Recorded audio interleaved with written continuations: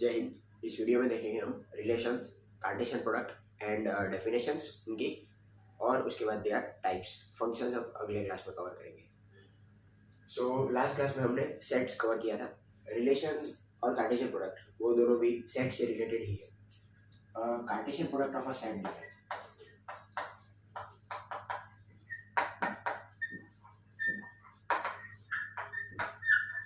Cartesian product of a set है दो set के बीच का Cartesian product is denoted as like this: A cross B, read as A cross B.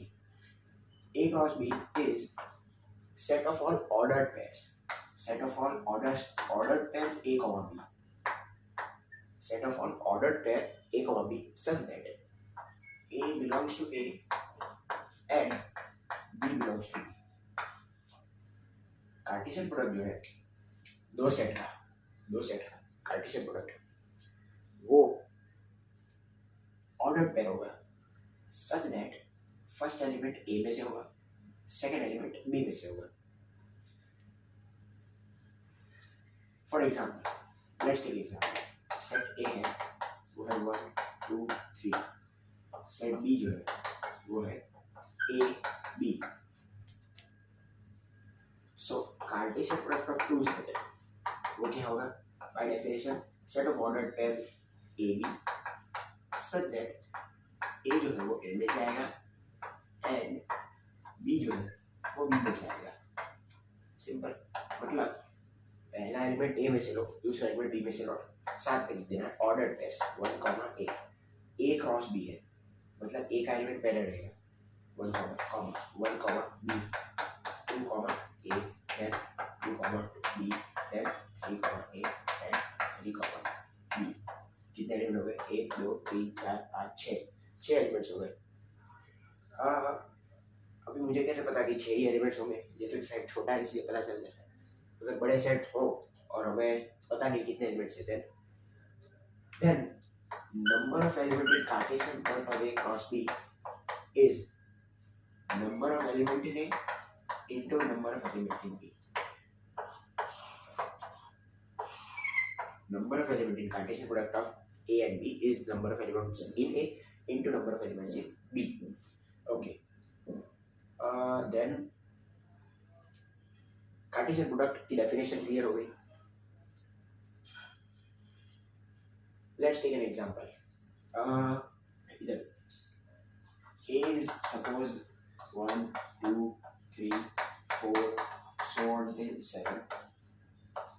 B is set of all x squares such that x belongs to 10 and x square less than equal to 15. Arbitrary example. तो पहले तो b is written in the roster form, set builder form. We need to write it in the roster form. So b is nothing but, let's put x belongs to n, then x is 1. 1 square is less than equal to 15. Yes. 2 square is less than equal to 54. Yes.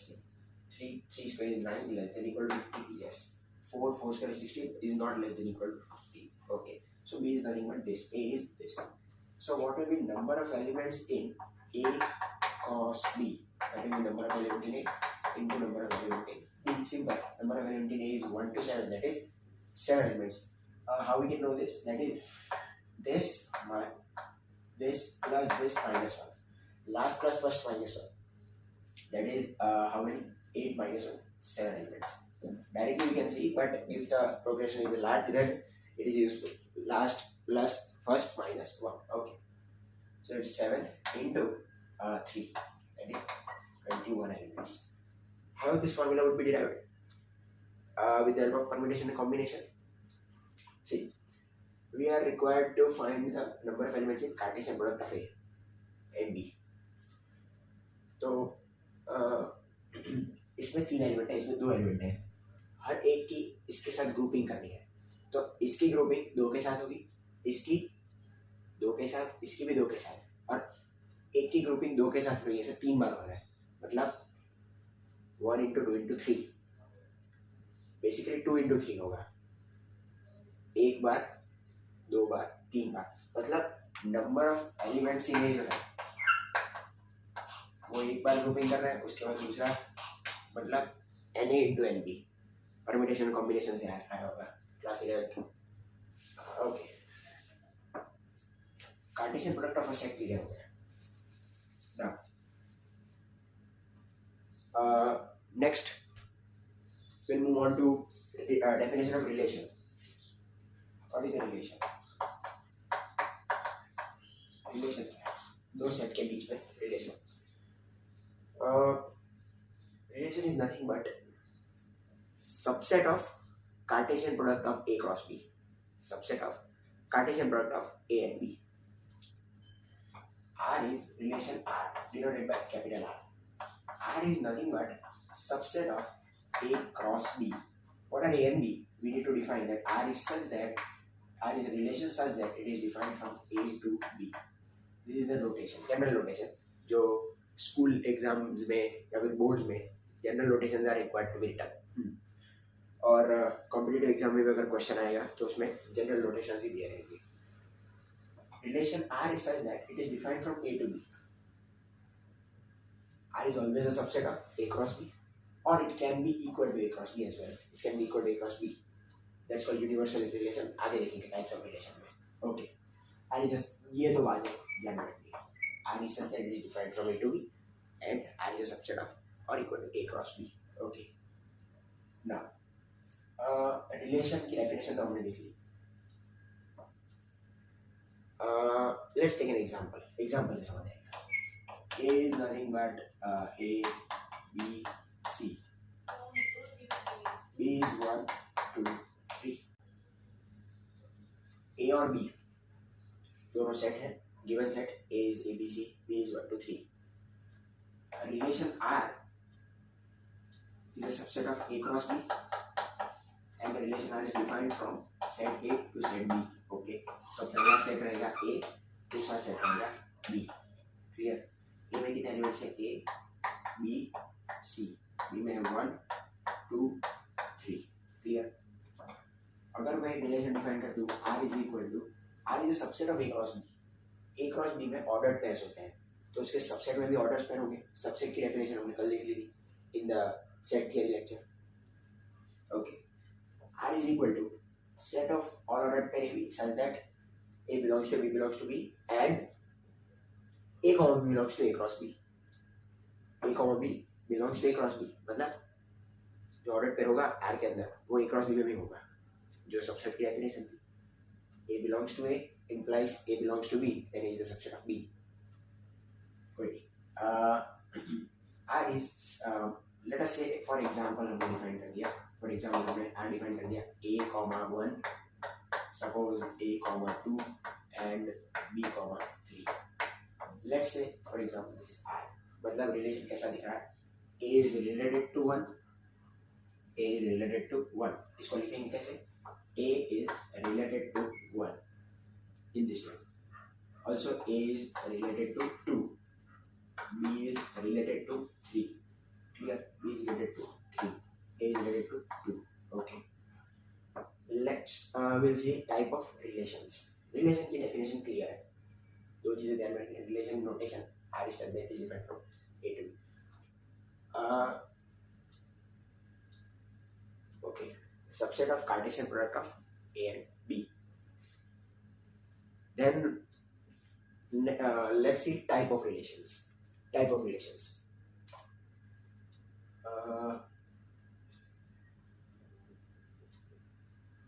Okay.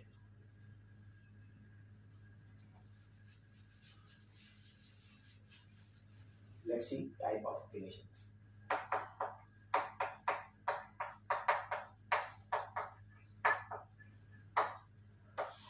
Type of relations. First is empty relation.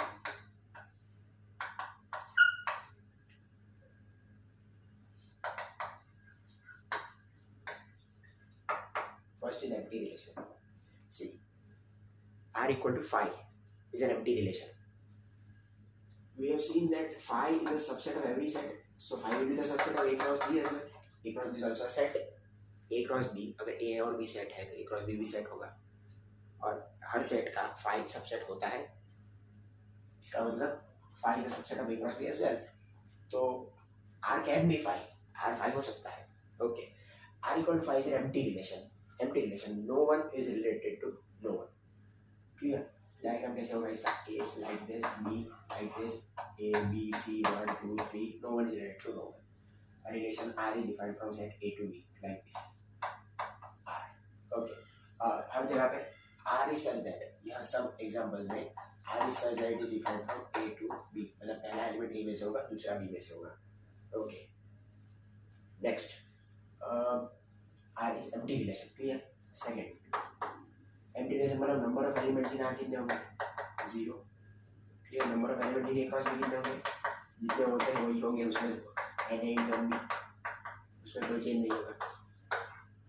Okay. Second one is universal relation. R equal to A cross B. Phi is a subset of every set. और दूसरा एक हमने देखा था subset की definition में कि a set itself is a subset of itself. A set is a subset of itself. एक सेट खुद का भी सबसेट होता है. तो A क्रॉस B का सबसेट A क्रॉस B हो सकता है.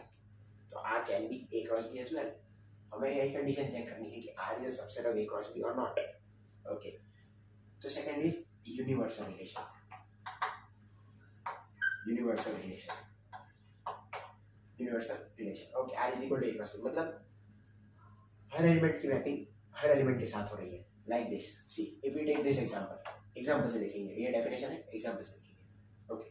डेफिनेशन में तो ऐसे ही लिख सकते हैं कि for all A belongs to A and B belongs to B.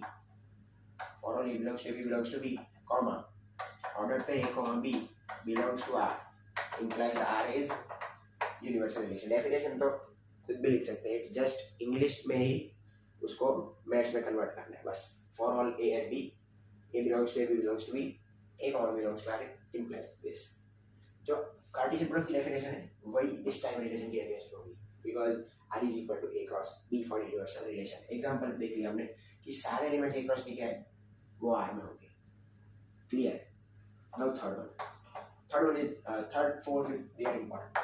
Third is empty relation हो गया, universal हो गया ना. Reflexive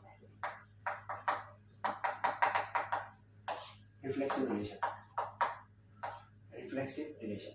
A relation is said to be reflexive when, see, for all A belongs to A, comma, for all A belongs to A, comma, A belongs to R. Now, अभी जो हमने relation की बात की empty universal और उससे पहले that was defined on two different sets. A और बी अलग अलग सेट थे. अब सेम सेट में हम रिलेशन डिफाइन करेंगे.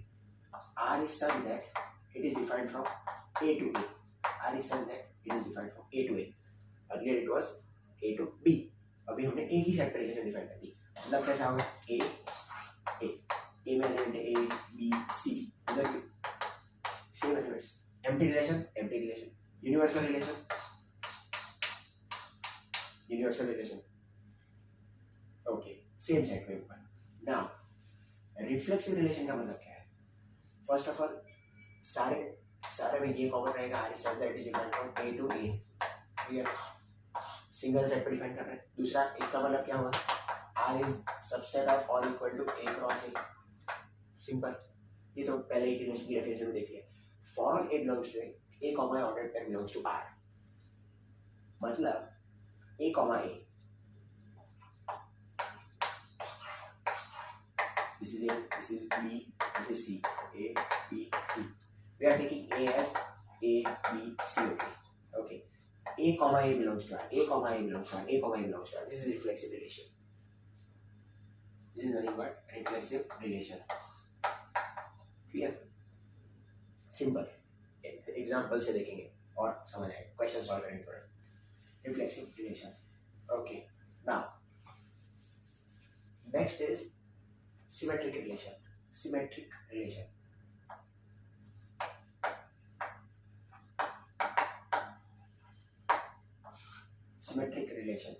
A relation is said to be symmetric if एक रिलेशन सिमेट्रिक कब होगी? रिफ्लेक्सिव हमने डिफाइन किया ये सेट के लिए. Now we'll define symmetric for. Symmetric is defined for दो सेट के लिए डिफाइन होगा. R is such that defined from A to B मतलब R is a subset of R equal to A cross B. Simple, एकदम simple. ये दो चीज तो रिलेशन के लिए याद रखनी है. Okay. Now symmetric relation. What is a symmetric relation? See, for all a comma b belongs to R, comma, implies that, wait, a comma b belongs to R, इसका मतलब है कि ऑर्डर पर ए बी आर में होगा, implies that मतलब ये तो होगा ही, ये होने के बाद ये होना चाहिए क्या, b comma a belongs to R, सारे a और b के लिए belongs to a, ये भी एक ही सेट पे डिफाइन करते हैं, काम नहीं, एक ही सेट पे डिफाइन करते हैं, दो सेट पे भी डिफाइन कर सकते हैं, but will define it for one set only for just now. Okay, a comma b belongs to R implies b comma belongs to R for all a b belongs to a. That is, see, अगर एक set है a मान लीजिए ये set 7 3 1, just random set, तो a 7 3 1 a 7 3 1. Okay, 7 0 3 3 1 1, ये हो गया reflexive. Okay, now for symmetric, अगर 7 3 7 इज रिलेटेड टू 3 अगर है, उसका मतलब 3 इज रिलेटेड टू 7 भी होना चाहिए at the same time, 3 is related to 7 भी होना चाहिए at the same time. Okay, why? Because a comma b belongs to R है, तो b comma a belongs to R होना चाहिए. क्लियर? अगर 1 कॉमा 7 ही नहीं है तो 7 कॉमा 1 की रिक्वायरमेंट नहीं है. क्लियर? अगर नहीं है देन वी डॉट check symmetricity. Clear? Relation is set to be symmetric if a b belongs to R implies that b a belongs to R for all a b belongs to a. Clear? Simple एकदम. Okay, अगर दो set होते हैं तो a में से आएगा, b में से आएगा, simple. Okay, so this is the example of symmetric relation. Clear? Problem से सब समझ आ जाएगा. We will take some questions as well. Okay, now अब reflexive हो गया, symmetric हो गया. Now we'll move to transitive relation. What is a transitive relation?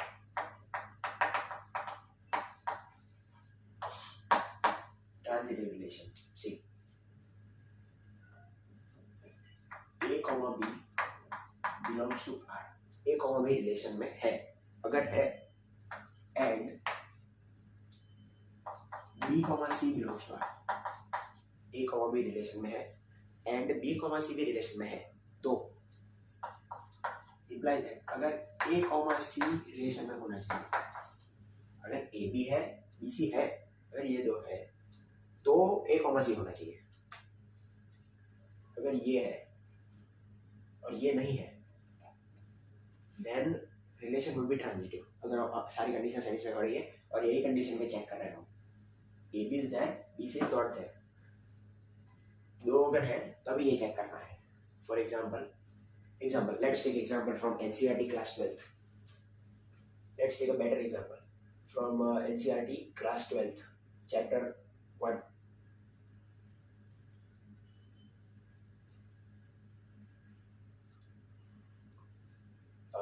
Yes, R is equal to a comma b such that 2 divides a minus b. Okay, R is a set of ordered pair AB. Okay, such that 2 divides a minus b, and relation R is defined on Z, on this Z. Okay, Z is set of integers Z to Z. This implies R is a subset of Z cross Z. If you write these two things also, check करने वाले को पता लगता है कि you are quite knowledgeable, क्योंकि relation की definition ही ये दो पॉइंट से आती है. Okay, R is such that is different from Z to Z, which implies that R is a subset of Z cross Z. Simple as that. Okay, now for we'll check all of them. Reflexive check करते हैं. चलो सबसे पहले we'll check reflexive. For reflexive क्या check करना है? a comma b belongs to R. a comma b belongs to R है कि नहीं सारे a के लिए, तो let a belongs to Z. a कहाँ से आएगा?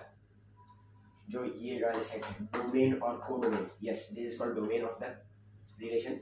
This is called codomain of the relation, वो डेफिनेशन रह गई थी। Okay, no problem, will see in the function के लेक्चर में देख लेंगे।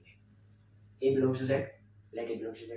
earlier a belongs to capital A था क्योंकि relation was defined from a to a belongs to z। Okay, now अगर a belongs to z है तो for a comma a belongs to r, a comma belongs to r होने के लिए क्या चाहिए? 2 divides a minus b, मतलब a minus a को 2 डिवाइड करना चाहिए। a minus a is 0 and 2 divides 0, yes, तो a comma a सारे a के लिए एग्जिस्ट करेगा। लेट्स चेक सी,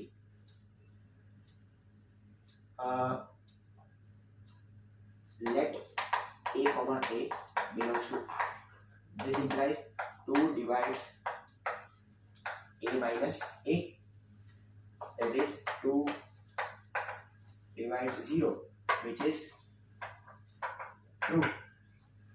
तो क्या हुआ? For all a belongs to z, comma a minus a is equal to 0, which is divisible by 2। Hence a comma a belongs to r for all a belongs to z। Okay, so we are required to find the relation between a and c। कैसे find करेंगे? We'll substitute the value of b from here to here। Okay, अब b की value है c by n, इसमें substitute करते हैं। तो a ma is equal to c by n, c is equal to m into n into a, m into n, integer into integer is also another integer। Clear?